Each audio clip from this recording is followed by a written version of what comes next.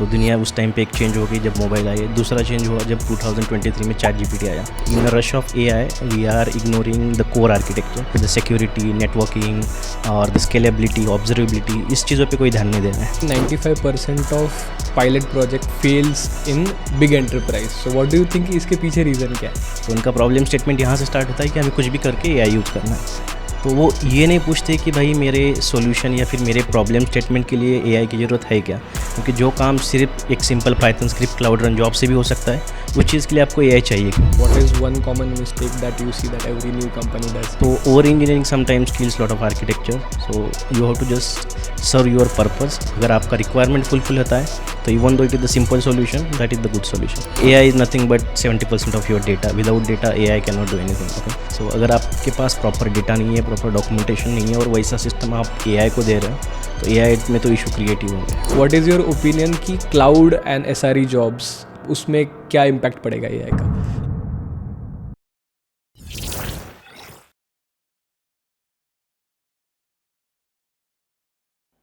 Welcome to a new episode of the root axis.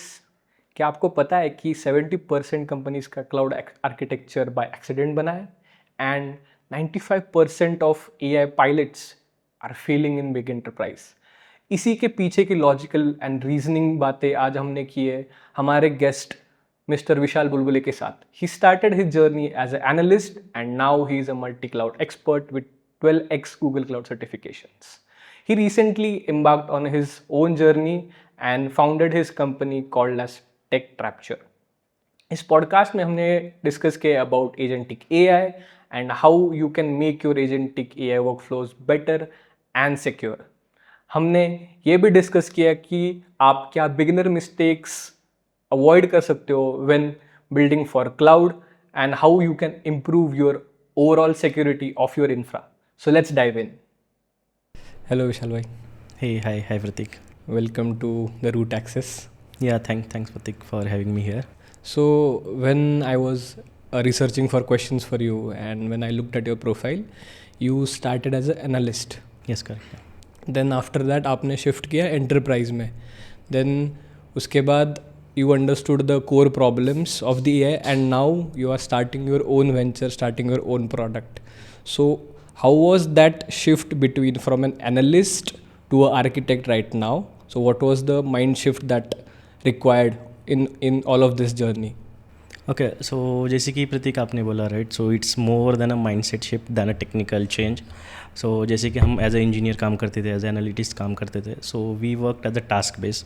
जो भी हमें टास्क दिया है so we try to complete that task and finish the work. But जैसे जैसे mindset आपका शिफ्ट होता है फ्रॉम एनालिस्ट टू आर्किटेक्ट और engineer, so we try to focus more on the solving the problem कि भाई एग्जैक्टली प्रॉब्लम क्या solve करना है and how we can convert any business problem into a technical solution. तो वो mainly problem statement shift होता है। और जैसे कि एग्जांपल अगर मैं दे दूँ कि अगर आपको बोला है कि मुझे कोई एक वेब एप्लीकेशन या 3 tier एप्लीकेशन डिप्लॉय करना है, तो as a engineer you connect your back end to the database, you get your front end, you deploy it, the website is running, all done, you are happy. But अगर as a architect वो चीज़ वहाँ से start होती है कि आपको अगर आउटपुट दिख रहा है फ्रंट एंड पे, डेटाबेस कनेक्टेड है, तो what is the latency, what are the all why we consider like security, then what is the scalability, what is the high availability, are you considering the observability, then what is the KPI, like how much the latency, if your response is coming in few milliseconds, let's say within 300 milliseconds, then that is considered as the KPI, your application is good. If not, then you need a same level of effort कि जहाँ से आपको latency let's say 600 seconds milliseconds से लेकर 200 milliseconds drop down करनी है, वहाँ पे एक्चुअल आर्किटेक्ट का एफर्ट लगता है। और कॉस्ट आपने कंसिडर किया है कि नहीं, ऑब्जर्वेबिलिटी आप क्या चीज़ें ऑब्जर्व कर सकते हो, और अगर आपकी वेबसाइट पे अगर लोड बढ़ता है, कल अगर 1000 यूज़र्स आते हैं तो क्या आपकी वेबसाइट वो हैंडल कर पाएंगे, या फिर आपका फोकस सिर्फ डिप्लॉय करने पे था। तो वो सब चीज़ें माइंडसेट शिफ्ट हो जाता है जब आप कन्वर्ट करते हो आपका role from engineer to architect. तो वो मेन शिफ्ट था। एंड जैसे कि आप सोचते हैं about the business problem before doing any task, you consider what business problem you are solving, and as an architect that is the main thing, you always jump into starting from the business problem and try to convert that into a technical solution. That is the main mindset shift for the architect. And what all things that you did technically in this journey? What was the technical shift also? Technical shift is mainly, I will tell honestly, I started as a data engineer. So as a data engineer, I will tell honestly that I started from creating the documentation. Okay, so जहाँ पे बहुत सारे airflow DAG थे, 100 DAGs running थे, but documentation नहीं था. As a fresher मुझे काम दिया था कि okay you go through all the DAG codes, write a documentation, क्योंकि उस टाइम पे चैट जीपीटी नहीं था या फिर एलएलएम नहीं था जहाँ पे कोड दे दो और डॉक्यूमेंटेशन बन जाएगा. तो वहाँ से जर्नी स्टार्ट हुई थी कि वहाँ पर उस टाइम पे एयरफ्लो था, इन्फॉर्मेटिका था, तो इन्फॉर्मेटिका के वर्क फ्लो डिबग करो, देख लो कोड में क्या हो रहा है, और उसका डॉक्यूमेंटेशन बना. तो वहाँ से बेसिक अंडरस्टैंडिंग आ गई कि डेटा क्या होता है, ट्रांसफॉर्मेशन क्या होता है, ETL ELT क्या होता है. तो then I started as a data engineer. वहाँ से फिर after 2 years I shifted to cloud data engineer. वहाँ पे BigQuery एयरफ्लो पे काम किया, और उसके बाद then shifted as a architect. वहाँ पे एक्चुअल मैंने गूगल क्लाउड सर्टिफिकेशन किए, क्लाउड माइग्रेशन पे काम किया, उसके बाद ऐप मॉडर्नाइजेशन, और then recent last 3 years I am working as a AI architect and now working on the agentic AI product. So I touched all the core areas of the Google Cloud, and I'm kind of grateful that I got all the relevant project to my skill set, and I will to complete all the certifications also for that. Standard generative AI practice सब लोग करते हैं, सबको उसके बारे में पता है, बट पर्सनली आप एजेंटिक AI ज़्यादा प्रेफर करते हो, तो ऐसा क्यों है, and what's the difference between these two? Shift is again on the AI, how the AI is evolving. Okay, क्योंकि जैसे हम बोलते हैं कि दुनिया में सबसे ज़्यादा 2 बड़ी इवोल्यूशन हुए. पहला इवोल्यूशन हुआ जब फर्स्ट टाइम मोबाइल इन्वेंट हुआ, तो दुनिया उस टाइम पे एक चेंज हो गई जब मोबाइल आए. दूसरा चेंज हुआ जब 2023 में चैट जीपीटी आया, उस टाइम फिर से दुनिया का पूरा टेक्नोलॉजी शिफ्ट हुई. तो एजेंटिक AI का start last couple of year से हुआ है. द नॉर्मल AI और जनरेटिव AI और एजेंटिक AI में डिफरेंस क्या है? आपका जनरेटिव AI आपको बस आउटपुट देता है कि आप एग्जैक्टली कोई भी इन्फॉर्मेशन पूछो, आपको टेक्स्ट में आउटपुट दे देगा, वो कोई एक्शन नहीं लेता. एग्जांपल मैं दे दूँ, अगर मुझे प्लान करना है, कोई मूवी देखना है, तो मैं एजेंटिक AI के थ्रू, अगर मैं जनरेटिव AI के थ्रू पूछ लूँ, तो मैं उसको पूछ सकता हूँ कि लेटेस्ट मूवी कौन सी है और what are the timing about the latest movie. It will give me the information. But अगर मुझे टिकट बुक करना है तो जनरेटिव AI नहीं कर पाएगा, क्योंकि उसके पास वो टूल्स का एक्सेस नहीं है, वेबसाइट का एक्सेस नहीं है, पेमेंट का एक्सेस नहीं है. But as a agentic AI, I can take action as well. I can also generate the data. I can take action. So that's the main difference. I can get the movie timing. I can check my calendar. I can connect to the movie sites, and I can book a ticket as well. So any automation task can be done through the agentic AI. Okay, so agentic AI तो I think every company is pushing for it. सब लोग hype कर रहे हैं agentic AI को, but due to a recent MIT report that I read कि 95% of pilot project fails in big enterprise. So what do you think इसके पीछे reason क्या है? This stats are very expected because अभी अगर आप shift देखा जाए कि more than a problem solution there is a hype. Okay, क्योंकि अगर एंटरप्राइज लेवल पे everyone wants to adapt the AI, so the problem statement ही गलत है. अगर एजेंटिक AI या फिर AI का कुछ इंटीग्रेट करना है तो प्रॉब्लम स्टेटमेंट ही गलत है. The companies come with a problem statement that okay, we have to integrate the AI. They don't come with the problem that we have to solve this problem and can you integrate the AI. तो उनका problem statement यहाँ से start होता है कि हमें कुछ भी करके AI यूज़ करना है. तो वो ये नहीं पूछते कि भाई मेरे सॉल्यूशन या फिर मेरे प्रॉब्लम स्टेटमेंट के लिए AI की ज़रूरत है क्या, क्योंकि जो काम सिर्फ एक simple Python script cloud run job से भी हो सकता है, उस चीज़ के लिए आपको AI चाहिए क्यों? अगर आपको फिर भी ओके AI एडप्ट करना है तो आप AI के सभी फैक्टर्स कंसिडर कर रहे हो क्या? जैसे आप नॉर्मल लाइक SDLC फॉलो करते हैं for your application deployment. For AI और agent, are you following all the patterns? Are you following all the testing? Are you doing all the evaluation? Are you considering the cost? What kind of observability you are using? So there is no kind of visibility. They are just rushing it to push the agents into the production, and definitely it's gonna fail once it start throwing up the cost. It starts going up the security issues. These things will gonna fail in the production. So in your opinion, कितने लोग या कितने percent तक AI adopt हो चुका है on enterprise level की actual customer facing? सो enterprise level पे अभी भी बहुत कम है, क्योंकि फर्स्ट एक स्किल सेट गैप है कि स्किल मतलब एजेंटिक AI इतने फास्ट इवॉल्व हो रहा है कि it is very difficult to adapt the exact skill set. अगर आज मैं कुछ सीखता हूँ, कल वो आउट ऑफ डेट हो जाएगा, क्योंकि हर द एजेंटिक फ्रेमवर्क और the cloud provider pushing their new product. So जो भी पुराना प्रोडक्ट है वो आउट ऑफ डेट हो जाएगा, और रोज़ के साथ एडप्ट करके स्किल सेट मेंटेन करके फिर उसको प्रोडक्शन में अपग्रेड करना, this is very difficult. So उस चीज़ें स्टेबलाइज होने को उतना ही टाइम लगेगा, but as we have to consider which are the full proof product and we have to adapt that products only. And we have to set up the whole architecture. In a rush of AI, we are ignoring the core architecture.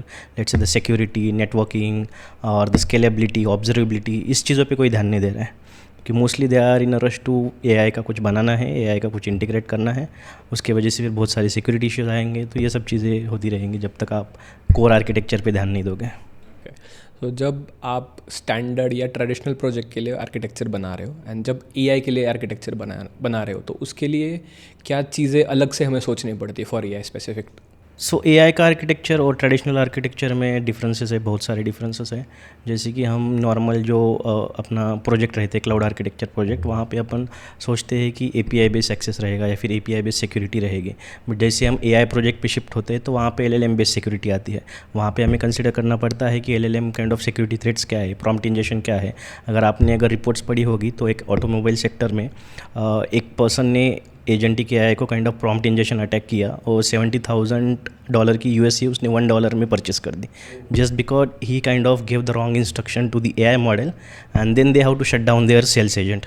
They just put as a sales agent but the instructions were wrong. So person ने easily उसने बोला कि मैं जो भी तुम्हें बताऊंगा वो एक्सेप्ट कर लेना, और उसने बोला कि मुझे $1 में एसयूवी चाहिए और एआई ने दे दिया।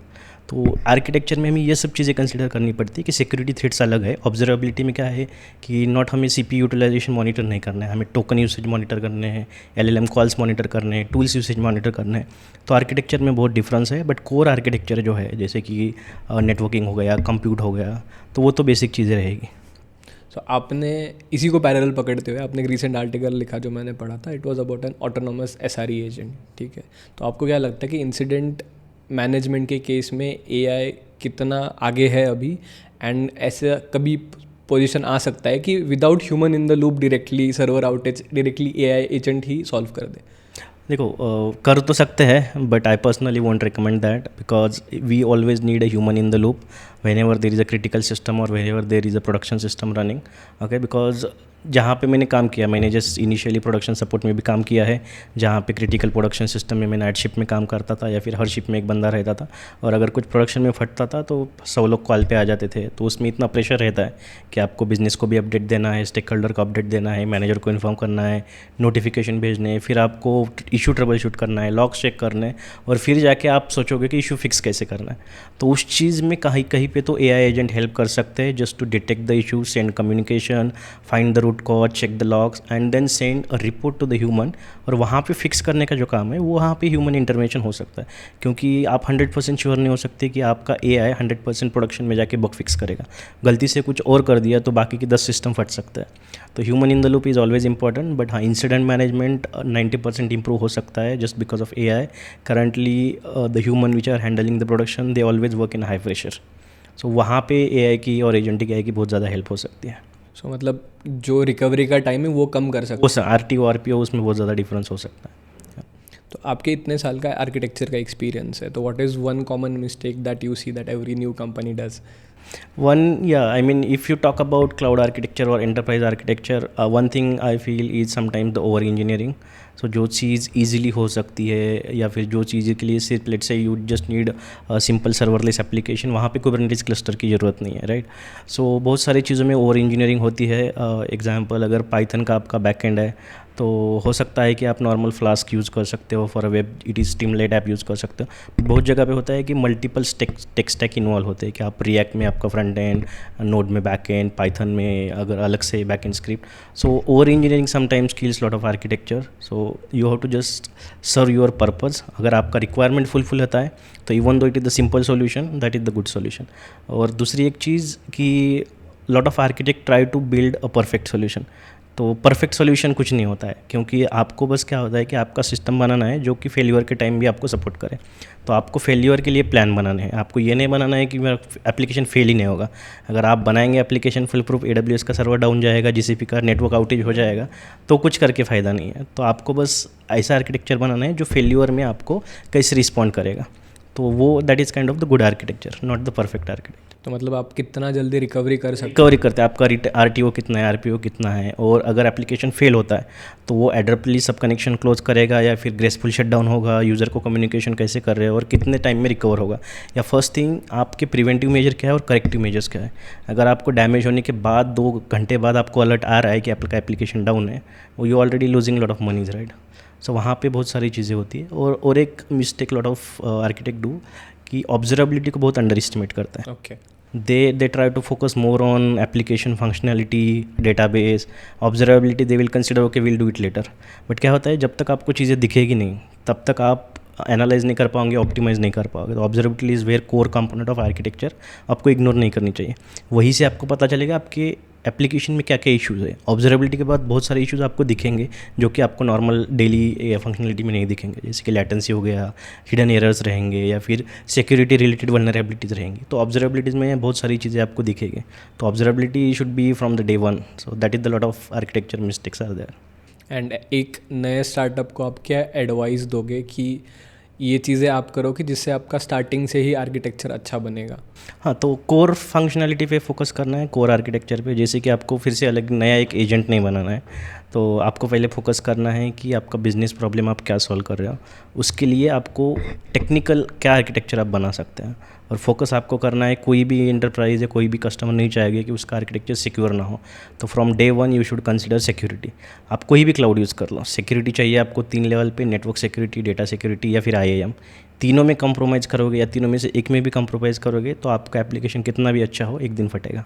तो आपको ये 3 चीज़ों में फोकस करना है. पहले तो सिक्योरिटी पे फोकस. सेकंड रहेगा आपका जो मैंने जैसे फिर से बोला कि वाई पैरामीटर्स है या स्केलेबिलिटी है आपकी, कि अगर आपका एप्लीकेशन 10 लोगों के बाद ही लॉगिन नहीं हो रहा है या फिर 4 to 9 एरर दे रहा है तो उस केस में आप कैसे हैंडल करोगे. तो just not only the functionality but the core KPI जो हम बोलते हैं, जैसे कि लेटेंसी हो गया. अगर एप्लीकेशन अच्छा है बट लोड होने को टाइम ले रहा है, that is not again the good sign. ये कोर फंक्शनैलिटी पे ज़्यादा फोकस करेगा तो बेटर रहेगा. So according to a recent report 70% of CEOs feel कि उनका जो क्लाउड आर्किटेक्चर है वो जस्ट बाय एक्सीडेंट बना है. There is no specific design analogy behind it, right? तो और ऐसे आर्किटेक्चर में अभी लोग AI भी जोड़ रहे हैं, ठीक है? तो ऐसे आर्किटेक्चर में AI है तो इट इज़ क्रिएटिंग केओस, ठीक है? तो इसको सुधारने के लिए क्या किया जा सकता है बेसिकली? जो एक्सीडेंटल आर्किटेक्चर मोस्टली बनते हैं, right, so they are during the initial phase. Let's say कि कोई ऑर्गेनाइजेशन क्लाउड अडप्ट कर रहा है तो उनका लॉन्ग टर्म स्टार्ट में विजन नहीं रहता है, बट क्लाउड अडप्ट करने के बाद दे स्टार्ट स्लोली माइग्रेटिंग. तो उस माइग्रेशन फेज़ में कहीं पे तो डॉक्यूमेंटेशन मिस हो जाता है या फिर जिसने माइग्रेशन किया है वो आर्किटेक्ट छोड़ के दूसरी कंपनी में जाता है. तो उसके बाद क्या होता है, एग्जांपल मैं देता हूँ, कुछ कुबरनेटिस माइक्रो सर्विस आर्किटेक्चर बनाया, सब रनिंग है, बट जिसने बनाया वो छोड़ के चला गया. उसके बाद कोई उसको टच नहीं करना चाहता क्योंकि उनको पता है कि भाई ये कैसे काम करता है पता नहीं, चल रहा है चलने दो. अगर उसको कुछ इंप्रूव करने का ट्राई किया तो वो फटेगा. उसके बाद ना डॉक्यूमेंटेशन है कुछ है. तो ऐसे बहुत सारे एक्सीडेंटल आर्किटेक्चर रहते हैं रियल इंडस्ट्री में भी. तो AI अगर आप उसमें इंप्लीमेंट करेंगे तो AI को चाहिए आपको पूरा स्ट्रक्चर डेटा, स्ट्रक्चर डॉक्यूमेंटेशन. अगर and AI is nothing but 70% of your data. Without data AI can not do anything. Okay, so अगर आपके पास प्रॉपर डेटा नहीं है, प्रॉपर डॉक्यूमेंटेशन नहीं है और वैसा सिस्टम आप AI को दे रहे हो तो AI में तो इशू क्रिएट ही होंगे. तो जब तक आपका इंफ्रा और डेटा प्रॉपर नहीं है तो उसके ऊपर AI is not logical using AI. So what do you think is the best way to rebuild this architecture again? Yeah, rebuilding architecture is first start from the scratch, I would say. Not you have to rebuild completely, but at least okay, understand the current existing architecture. If let's say the few things are outdated, try to amend that things instead of rebuilding everything and create the documentation, the structured thing. Let's say example of data pipeline. So there are, let's say, the same pattern followed in 10 different data pipeline. Instead of 10 different coding structure, you can create the modular structure. So it is kind of the restructuring rather than completely rebuilding. So that is the step-by-step process, starting from discovery, planning, and then again optimization. So you have to go from scratch till the end. You cannot pick one by one pieces. You have to plan for it and then you have to restructure and rebuild it. अगर हम AI की बात कर रहे हैं तो money is the biggest thing. Infra बहुत लगता है AI के लिए, right? And reportedly last year around $44.5 billion cloud resources पे वेस्ट हुए हैं. तो how do you think this can be reduced and FinOps क्या टर्म है जो इसमें यूज़फुल हो सकता है?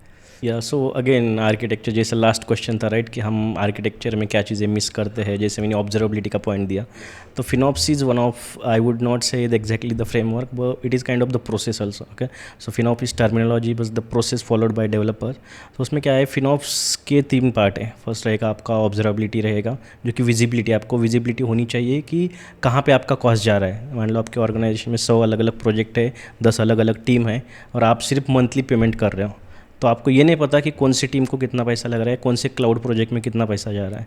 वो अगर विजिबिलिटी नहीं है तो आप सेकंड स्टेज ऑप्टिमाइजेशन पे नहीं जा सकते। तो फर्स्ट स्टेज है आपकी विजिबिलिटी होनी चाहिए, that is your kind of observability. Then second stage आपकी ऑप्टिमाइजेशन होना चाहिए, एंड थर्ड स्टेज रहेगा गवर्नेंस, कि आप अगर आपका $1000 का बिल आने के बाद आपको अलर्ट आके कुछ फ़ायदा नहीं है, तो आपका गवर्नेंस क्या है उसके ऊपर। लाइक 90% बजट क्रॉस किया तो उसके आपके कुछ अलर्ट्स है क्या, अगर हेवी रिसोर्स क्रिएट ही ना हो उसके लिए आपकी कुछ ऑर्गेनाइजेशन पॉलिसीज़ है क्या। तो ये जो गार्ड रेल है यार, फिर एग्जाम्पल कुछ नया एम्प्लॉय आता है उसको पता नहीं कि N1 मशीन टाइप और E2 मशीन टाइप में क्या कॉस्ट डिफरेंस है, तो आपके वैसे गार्ड रेल ऑर्गेनाइजेशन पॉलिसी में होनी चाहिए। It's kind of the preventive measure other than the corrective. तो वो सब चीज़ें FinOps फ्रेमवर्क में आती है, वो हर किसी प्रोजेक्ट में होनी चाहिए, लाइक इस रिस्पेक्ट ऑफ एनी क्लाउड और any AI solution you are using. According to a recent Gartner report, 99% of failures are due to customers' manual configurations. तो इसके ऊपर आपका क्या ओपिनियन है, इसको कैसे? Again, yeah, so it's the same again. I will tell about the process. It's not like we have to follow the correct process. I'll give again the example of Terraform. If you are using the Terraform, your organization, you have to put all the security guardrail in your Terraform. Let's say the public IP should not be created for the VM. अगर VM को अपने Terraform में ही restriction लगा के रखे है कि आपका पब्लिक IP क्रिएट नहीं होना चाहिए, तो गलती से कोई क्रिएट भी करता है तो वो फेल होना चाहिए वहाँ पे। वो चीज़ें कहीं ना कहीं मिस्टेकन हो जाती है। और या फिर आपका टेराफॉर्म आर्किटेक्चर बना है, टेराफॉर्म से आप स्क्रिप्ट से इंफ्रास्ट्रक्चर क्रिएट कर रहे हो, बट समवन किसी ने जाके मैन्युअली कुछ चेंज कर दिया, तो उस टाइम पे भी बहुत सारे सिक्योरिटी इश्यूज होते हैं। तो वो चीज़ें काइंड ऑफ प्रोसेस फेलोड और मैनुअल मिसकॉन्फ़िगरेशन हो गया, या फिर न्यू जॉइनर कभी कभी होते हैं, तो वो मिसकॉन्फ़िगरेशन अवॉइड करने के लिए गार्ड रेल होनी चाहिए। That is again part of the governance, कि सिक्योरिटी रिलेटेड हर चीज़ जो है वो आपको प्रिवेंटिव पहले होनी चाहिए, उसके बाद अलर्ट्स या फिर डैमेज कंट्रोल करने के लिए चीज़ें होनी चाहिए। But there is always something कि जो होने से पहले आपको लाइक काइंड ऑफ रिस्ट्रिक्ट करे रादर देन होने के बाद। So prevention is better than cure. तो वो हर जगह पे सिक्योरिटी, जहाँ पे सिक्योरिटी और कॉस्ट की बात आती है, ये चीज़ें होनी चाहिए। And in case of agentic work flows और एजेंटिक AI, क्या सिक्योरिटी पॉइंट्स है जो हमें ध्यान में लेने चाहिए before building a system? So security for the agentic AI start from your prompts. Okay, so first आपके प्रॉम्प्ट्स कैसे डिज़ाइन करते हैं आप, क्योंकि बहुत मैंने लिंक्डइन पे पोस्ट पढ़े कि प्रॉम्प्ट इंजीनियरिंग कुछ नहीं है, वो बस प्लेन इंग्लिश है। तो अगर आपका इंग्लिश अच्छा है तो आप प्रॉम्प्ट इंजीनियर हो सकते हो, बट वो कम्प्लीटली गलत बात है। इंग्लिश तो डेफिनेटली हर चीज़ में, आप अगर कोडिंग भी कर रहे हो तो आपको इंग्लिश अच्छी होनी चाहिए। ओके, तो prompt engineer is complete science. अगर प्रॉम्प्ट में अगर मैं एग्जांपल ले दूँ, आपका अगर 2 पेज का सिर्फ प्रॉम्प्ट है और आप एजेंट को सिर्फ हाई मैसेज भेज रहे हो, तो उसके कितने टोकन लगोगे ये भी लोगों को पता नहीं। वो टोकन का जो कॉस्ट रहेगा वो आपके 2 पेज के टोकन प्लस हाई मैसेज, और उसके बाद जितना भी सेशन में चैट रहेंगे सबके साथ आपका वो 2 पेजेस का प्रॉम्प्ट जाएगा। तो फर्स्ट सिक्योरिटी के भी वैसे रहता है, आपको रिस्पांस कैसा चाहिए, रिस्पांस किस हिसाब से देना है, आपका डोमेन क्या है। तो सिक्योरिटी आपकी स्टार्ट होती है प्रॉम्प्ट के हिसाब से। फिर आपका इंस्पेक्शन, कि मान लो मैं गलती से एक नॉर्मली हम जब भी ऑफिस में काम करते हैं, हम एक डॉक्यूमेंट अपलोड करते हैं ChatGPT को कि भाई मैं इसको समराइज़ करके दे या फिर रिपोर्ट बना के दे दे। तो उस केस में नॉर्मल LLM की कुछ गाइडलाइन नहीं है कि उसमें सेंसिटिव डेटा अगर है तो आपको रिस्ट्रिक्ट नहीं करेगा, वो आउटपुट दे देगा आपको।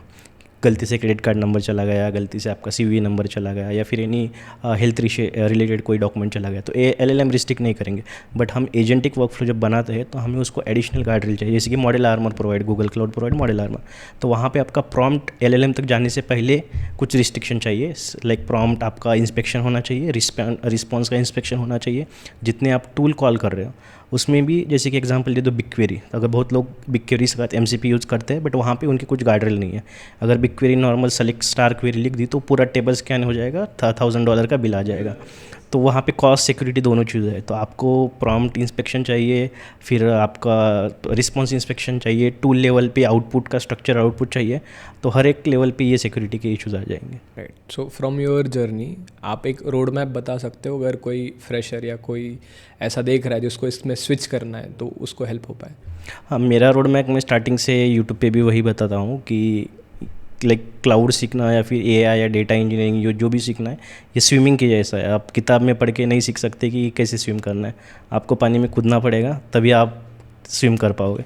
तो जैसे आपको अगर सीखना है तो पहले आप हैंड्स ऑन से स्टार्ट करो। हाँ, डॉक्यूमेंटेशन पढ़ो जहाँ पे आप स्टक होते हो, बट कोई भी यूडेमी कोर्स, पेड कोर्स से ज़्यादा ज़रूरत नहीं है। कोई भी एक सिंपल यूडेमी कोर्स ले लो, कोई भी यूट्यूब प्लेलिस्ट ले लो, आप स्टार्ट करो कि चीज़ें कैसी बनानी है, इंफ्रास्ट्रक्चर कैसे बनाना है, एप्लीकेशन कैसे डिप्लॉय करना है, यहाँ से स्टार्ट करो और डायरेक्टली AI पे जंप मत करो।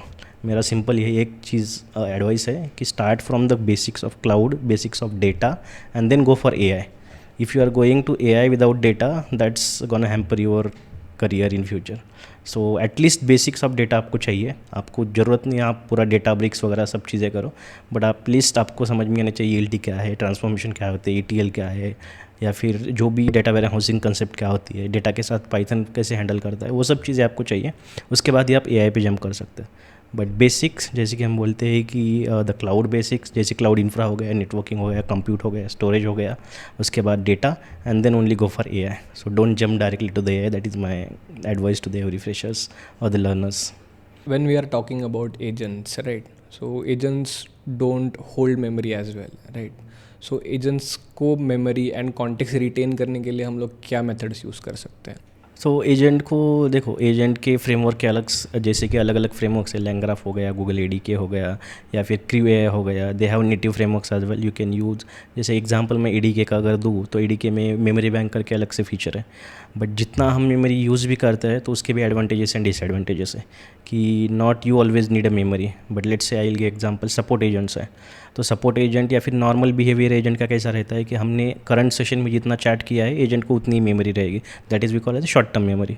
बट मेमोरी जो एग्जैक्ट मेमोरी हम रेफ़र करें वो लॉन्ग टर्म मेमोरी है, मतलब मैंने 2 दिन पहले भी क्या बात की है वो एजेंट को रिमेंबर होनी चाहिए. तो जैसे कि सपोर्ट केस में क्या होता है, अगर कस्टमर आता है कि भाई मैंने 2 दिन पहले टिकट रेज़ किया था, उसका अपडेट क्या है, तो हमारे नॉर्मल एजेंट की शॉर्ट टर्म मेमोरी वहाँ पे हेल्प नहीं करती. तो इस केस में हमें चाहिए लॉन्ग टर्म मेमोरी. तो हर एक क्लाउड प्रोवाइडर या फिर एजेंट के AI framework they provide the option for long term memory. जैसे गूगल में वर्टेक्स है, मेमोरी बैंक है, तो हम वो इजीली इंटीग्रेट कर सकते हैं, जहाँ पे हम LLM बेस्ड मेमोरी जनरेट कर सकते हैं, not only just the conversation. तो उससे उसको डिटेल्स मिल जाएंगे कि 2 दिन पहले कस्टमर ने कौन सा टिकट यूज़ किया था, रेज किया था, उसका अपडेट क्या है, फिर वो इन्फॉर्मेशन उस फैक्ट से फेच कर सकता है. So options are there, we have to just configure it correctly. So we can configure both short term memory, long term memory, and also there is option for a state. So we can configure, let's say some metadata is there, you want to write some natural language to SQL queries, you have to convert. So उस case में आपको table का schema भी पता होना चाहिए. तो session में वो डेटा आप स्टोर नहीं कर सकते, तो आप ट्राई कर सकते हैं कहीं स्टेट में स्टोर करें, या फिर आप ट्राई कर सकते हैं कि लॉन्ग टर्म मेमोरी या फिर कहीं से तो कॉन्टेक्स्ट में दे सकते हैं. तो अलग अलग ऑप्शन है उसमें, जैसे कि state, short term memory, long term memory, memory bank. So these are the options for memory.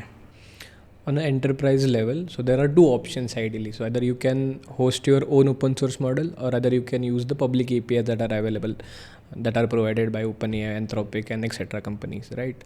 So what do you see is the trend in the enterprise कि लोग ज़्यादा prefer क्या कर रहे हैं? Are they going with the public APIs or they moving towards the open source models? मैंने दोनों case में काम किया है. मैं अगर आपको यूज़ केस वाइज बता दूं कि मोस्टली 80% तो आपको पब्लिक मॉडल दिखेंगे जहाँ पे API बेस रहेंगे, बट जहाँ पे बहुत रिस्ट्रिक्टेड डेटा है, जैसे कि हेल्थ केयर इंडस्ट्री, वहाँ पे they are trying to host their own model. Okay, so they are just fine tuning it, just because the data restrictions, some geopolitical restrictions, they cannot use the API base. So उनको खुद का LLM model host करना पड़ता है उनकी infrastructure में, और उनका अलग से मेडिकल रिसर्च है, जैसे कि made LLM if you heard about, तो वो मेड LLM वो खुद के इंफ्रास्ट्रक्चर पे होस्ट कर सकते हैं, या फिर kind of similar LLM locally they can host, just because to meet some of the compliance parameter, not because of the performance. But abhi bhi, like as per my experience, trend is more on the open source LLM, I mean the public LLMs, to the API call with correct security guardrail. Okay, and अगर हम लोग infra wise बात करें and most probably costing wise बात करें, तो कौन सा ज़्यादा प्रेफरेबल होता है? सेल्फ होस्टेड ही रहेगा, क्योंकि वहाँ पे आपका अगर जैसे एग्जाम्पल ले दे ओलामा, अगर हम लोकल होस्टेड करते हैं ओलामा, तो you have few less feature example, but the cost will be like you are hosting your own, so there will not be any just the network egress cost if you are having any, there will not be any API cost. Let's suppose a company is looking to migrate their on-prem to any clouds, not to be a specific cloud, and they want to integrate AI.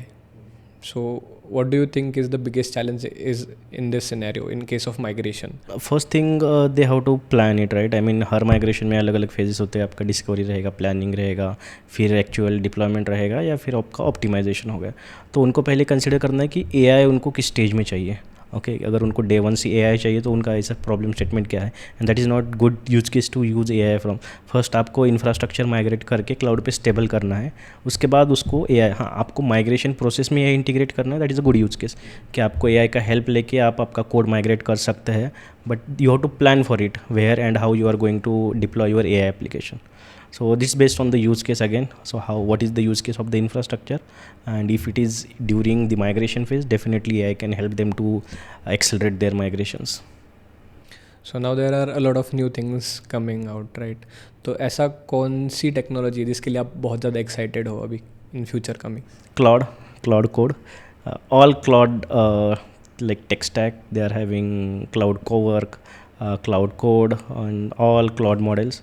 These are pretty good. I mean, जैसे हम Gemini भी use करते हैं, chat GPT use करते हैं, एंटीग्रेविटी use करते हैं, but मेरा सिंपल मतलब एडवाइस भी है, और जितना मैंने देखा है कि इट्स काइंड ऑफ एडिक्शन. अगर आप क्लाउड का पेड सब्सक्रिप्शन लेते हैं तो आपके दिमाग में इतने आइडिया आ जाएंगे कि आप कंट्रोल नहीं कर पाओगे. सो आप यूज़ करते हो क्लाउड कोड वगैरह? मैं डेली इसमें सब यूज़ करता हूँ. हर कुछ डेली टास्क के लिए चैट जीपीटी, फिर कुछ थोड़ा सा रिसर्च हो तो जेमिनाई, कोडिंग हो तो एंटीग्रेविटी, क्लाउड कोड. सो एक पे रिलाई करना it's not good thing. You try out multiple things, yes. तो स्पेसिफिकली आपको कौन सा टूल, आपका फेवरेट टूल कौन सा है इसमें से? तो भी just to your go to tool. It depends. I mean, if you are asked for a coding, anti-gravity, I use the anti-gravity because it has the browser integration. It can do, if I have to do any research, then again the Claude and Gemini. So depend on use case. I don't rely any particular one tool. Depend on use case, I use these tools. Okay. So you might have seen Google recently launched the Stitch MCP, right? And you can connect that to anti-gravity and you can just directly spit out the code of whatever design that you have. So what is your opinion on that कि वो कितना accuracy है उसकी अभी? I haven't tried personally, but जितने MCP मैंने try किया है, कि जितने रिमोट MCP सर्वर गूगल ने दिए हैं, उससे डेवलपमेंट का एफर्ट बहुत ज़्यादा कम होगा. जैसे कि मैंने बहुत ऑलरेडी यूज़ किया है कि डॉक्यूमेंट का डॉक्यूमेंट MCP सर्वर हो गया, या फिर बिग क्वेरी का MCP सर्वर हो गया, क्लाउड रन का MCP सर्वर हो गया. तो ये MCP के साथ ऑलरेडी बहुत सारे जो हमें सिर्फ खुद अपना MCP सर्वर होस्ट करना पड़ता था, कनेक्शन सॉर्ट करना पड़ता था, ये चीज़ें ऑलरेडी सॉर्ट हो चुके हैं. उसके साथ अगर गूगल कम्प्लीटली AI स्टूडियो दे रहा है जहाँ पे आप बिल्ड करके डिप्लॉय भी कर सकते हैं यूजिंग स्टिच MCP और दैट, तो वो तो कंप्लीट वेब डेवलपमेंट का पैकेज आपको मिल रहा है. तो वो तो अगर किसी के पास कोई आइडिया है या किसी को कुछ बिल्ड करना है तो अलग से डेवलपर लेने की ज़रूरत नहीं है. हाँ, आपको डेफिनेटली प्रोडक्शन के जाने से पहले एक्सपर्ट की हेल्प लगेगी, एक्सपर्ट का व्यू लगेगा, but to start with to build MVP these things can be really helpful. So basically एक एंड टू एंड सोल्यूशन हो गया कि आप डिज़ाइन क्रिएट करने से प्रोडक्शन तक जाने तक everything is there present in the sweet, right? Just to end with, what is the one piece of advice that you will give if someone is coming to cloud and AI field? Yeah, I mean, I give one advice: never stick to one tech stack. Always keep adaptable, because you don't know when the technology will come up. Let's say if you are expertise with Java, don't stick to Java. If you are having expertise as a cloud DevOps engineer, don't stick only to DevOps. Try to learn security, try to learn network, try to learn data, because things will change. Job market is risky. If let's say one tech stack is going down, you have to be flexible. और आपका खुद का रोजी रोटी का सवाल है, तो आपको उसका रिस्क भी कंसिडर करना है. It's not to impress someone, but आपके खुद के लिए भी आपको, और जितना आप सीखोगे उतना इंटरेस्टिंग चीज़ें लगती जाएगी. और मार्केट का अगर शिफ्ट देखोगे तो बहुत सारे कोर चीज़ें हैं, कोर स्किल है, वो लोग इग्नोर करते हैं. जैसे कि आपको इंस्टाग्राम या फिर लिंक्डइन पे बहुत सारे पोस्ट दिखेंगे कि डेवऑप्स या फिर कुबरनेटिस की है, बट नेटवर्किंग, सिक्योरिटी, इसके रिलेटेड बहुत कम पोस्ट दिखेंगे. बहुत ही कम लोग हैं जो एक और, ये तो एमर्जिंग स्किल्स है. Security, cyber security is very emerging field. जितना AI आगे बढ़ेगा उतने साइबर सिक्योरिटी के जॉब्स बढ़ेंगे, बट लोग अभी भी फोकस कर रहे हैं कि AI jobs, data jobs, DevOps job, but जो ग्रीन फील्ड एरिया है वो कंसिडर नहीं कर रहे. तो एडवाइस वही है कि आप एडप्ट करो मार्केट के हिसाब से, एक चीज़ पे स्टिक मत करो. जैसे मार्केट आगे जाएगा आप अपडेटेड रहो. ऐसा नहीं होना चाहिए कि कोई चीज़ मार्केट में नहीं आई, आपको 2 साल बाद पता चल रही है. तो थोड़ा सा काम के बाहर भी ध्यान देना चाहिए एज अ टेक्निकल पर्सन. तो वो एक मेन एडवाइस रहेगी मेरी. And just to extend on that, कि you talked about networking and one more thing, security, right? तो ये सारा इंफ्रा का पार्ट है, क्लाउड का पार्ट है, राइट? नाउ अभी ये बोला जाता है कि front end jobs, front end heavy jobs, और इन सम केस सिनेरियो जो बैक एंड जॉब्स भी है वो भी थोड़ा AI की वजह से खतरे में है. Yes sir, what is your opinion कि क्लाउड एंड SRE जॉब्स या उसमें क्या इम्पैक्ट पड़ेगा एआई का? क्लाउड एंड ये सारे जॉब्स तो वो तो रहेंगे और इम्प्रूव हो जाएंगे, फिर ज़्यादा नंबर्स में बढ़ेंगे, क्योंकि ये जॉब रिप्लेस नहीं होंगे। जितना आपका एआई का इंफ्रा बढ़ रहा है, आपको इंफ्रा टीम भी लगेगी, क्योंकि आप एक चीज़ ऑटोमेट कर रहे हो, उसका एजेंट बना रहे हो, तो एजेंट को संभालने के लिए भी तो कोई टीम लगेगी, या फिर एजेंट का डिप्लॉयमेंट करने के लिए आपका बस स्किल सेट चेंज हो रहा है पूरा। लोग या फिर ऐसे बोलेंगे जॉब रिप्लेस नहीं हो रहे, जैसे कि पहले जावा डेवलपर के बहुत सारे जॉब आते थे, अभी रहेंगे कि एआई स्किल सेट के ज़्यादा जॉब रहेंगे। तो जॉब्स मार्केट में रहेंगे, बस स्किल सेट शिफ्ट होगा कि जैसे डेवलपर्स की जगह पे अब एआई इंजीनियर्स की जॉब रहेंगे, प्रॉम्प्ट इंजीनियर्स की जॉब रहेंगे, सिक्योरिटी वाले जॉब्स ज़्यादा रहेंगे। तो क्लाउड, जैसे कि आप कोर बोला आपने, क्लाउड और इंफ्रा के वो जॉब्स तो हमेशा रहेंगे, उसमें कुछ दिक्कत नहीं आएगी। बस आपको अडेप्ट करना पड़ेगा कि क्लाउड आप इंफ्रा इंजीनियर हो तो आप पूरा ब्लैंक नहीं रह सकते कि वर्टेक्स एआई में क्या चल रहा है। अगर आपको नेटवर्किंग आता है, इंफ्रा आता है, तो आपको वर्टेक्स एआई की भी चीज़ें पता होनी चाहिए, कैसे एजेंट इंजन पे डिप्लॉय करते हैं, या फिर कंप्लीट लैंडस्केप एआई का भी पता होना चाहिए। तो जस्ट एक छोटी चीज़ पे फोकस करके ये कुछ नहीं होगा। Thank you, Vishal, for your insights. I think I learned a lot from our conversation. I got to learn some new things also. So yeah, thank you for joining us. Yeah, thanks Pratik for having me here. It was a nice conversation. I really enjoyed it. Thank you. Bye. Bye.